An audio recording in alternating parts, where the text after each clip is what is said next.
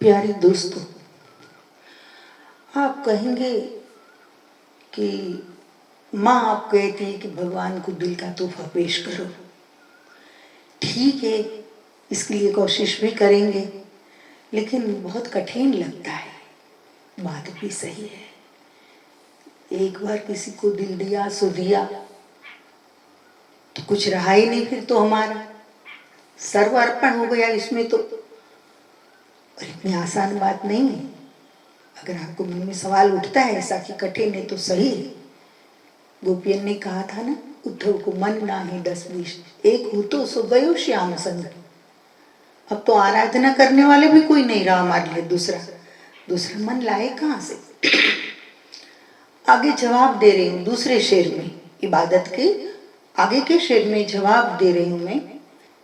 नजर हो जाएगी जब साफ, नजारा भी हो जाएगा।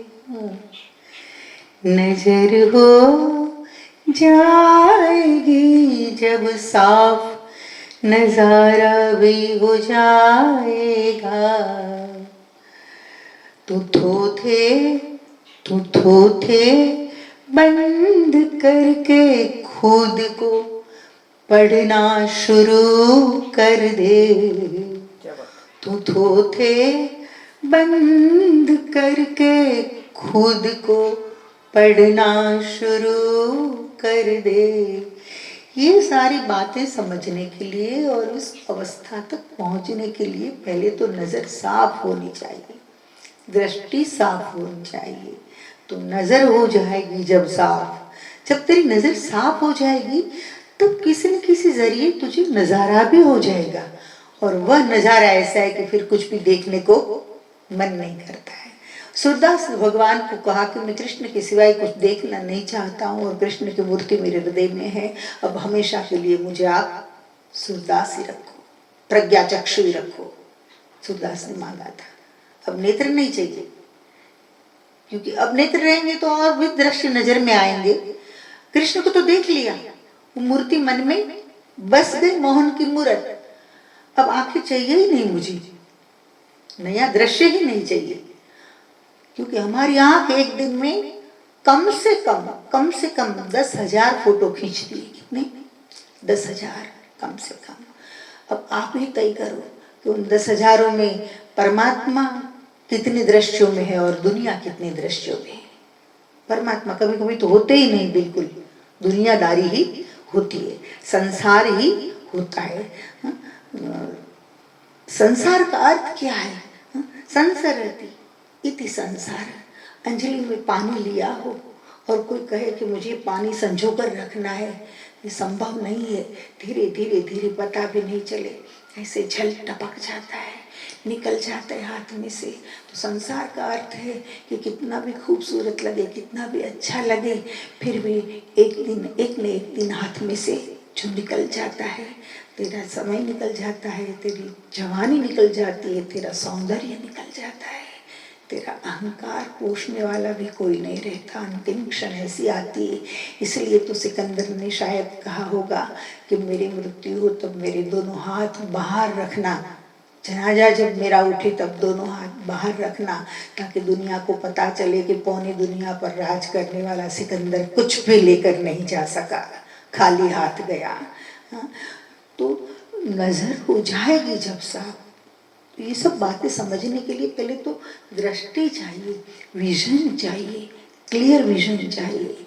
जब नजर साफ हो जाएगी तब नजारा भी हो जाएगा। तब सहसा अचानक सहजता से ईश्वर का दर्शन भी होने लगेगा, नजारा भी हो जाएगा। लेकिन इसके लिए तुझे करना क्या है? तू थोथे बंद कर ले। पढ़ लिया, पढ़ना चाहिए रामायण, भागवत और जितने भी शास्त्र है हमारे, दर्शन शास्त्र, न्याय शास्त्र, जो कुछ भी पढ़ना है सब पढ़ो। षट दर्शन को पढ़ो, कोई तकलीफ नहीं है। एक बार पढ़ो, लेकिन बार बार पढ़ते रहते और षटता बढ़ती जाती है। ऐसे लोगों को मैंने देखे, बार बार पढ़ते रहते, लेकिन उसकी रफनेस, उसकी रूडनेस, उसकी मूढ़ता, उसकी लालसा ये बढ़ती जाती। तो कोई मतलब राहत होती पढ़ने का? हाँ, मैं ये नहीं कहती हूँ कि धर्मशास्त्र निरर्थक है, मैं इतना ही कहूंगी कि एक प्रॉपर्टी आपने खरीदी, रजिस्ट्री हो गई, फिर आपको कागज दे दिए और कोई कहे कि हाँ इस प्रॉपर्टी के, इस बंगले के आप मालिक हो गए, अब जाओ, तो क्या आप संतुष्ट होंगे इससे? आप कहेंगे मकान की चाबी, कब्जा, पोसेशन, ये तो चाहिए ना।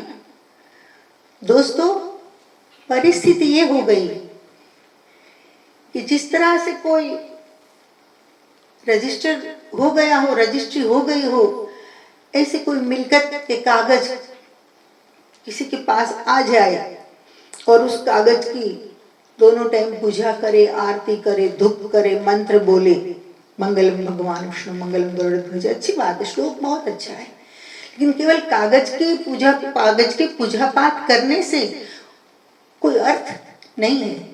कि रजिस्ट्री का सही अर्थ तब है, सार्थक तब होगी, वो कागज तब सार्थक होंगे, वो कागज का तब मूल्य होगा जब आपको मकान में रहने के लिए मिले। तो इसी तरह से मैं कहती हूँ दोस्तों, ये शास्त्रों का सही अर्थ तब है कि जब शास्त्र में आप जीने लगो, केवल उसकी पूजा करो, घंटी बजाओ, ये नहीं, पूजा भी करो लेकिन वास्तव में जीना सीखो। तो कृष्ण कहता है कर्मण्येवाधिकार से मा फलेषु कदाचन, कर्म करने का तेरा अधिकार है, फल की इच्छा छोड़। तो आपने ऐसा जीना शुरू किया, राम कहते एक पत्नी एक वचन एक बाण, आपने ऐसा जीना शुरू किया। हमारे हर अवतार, हमारे सनातन धर्म में जितनी विशिष्टता है, जितनी विराटता है, जितनी सूक्ष्मता है, जितना सत्य है, जितनी वास्तविकताएं हैं, इतनी वास्तविकता और कोई धर्म में नहीं मिलेगी आपको। सनातन धर्म की मैं बात करूं, 24 अवतार, 18 पुराण, 6 दर्शन, आगम और निगम, प्रबुद्ध पुरुषों की वाणी को भी संभाल कर रखा है हमारे ऋषि मुनियों ने, और वेद जो उतरा उसे भी हम पढ़ सकते हैं। लेकिन मैं बोल इसलिए रही हूं कि इतना सब कुछ पढ़ने के बाद भी बंदा जैसे का वैसा रहे, क्या मतलब है?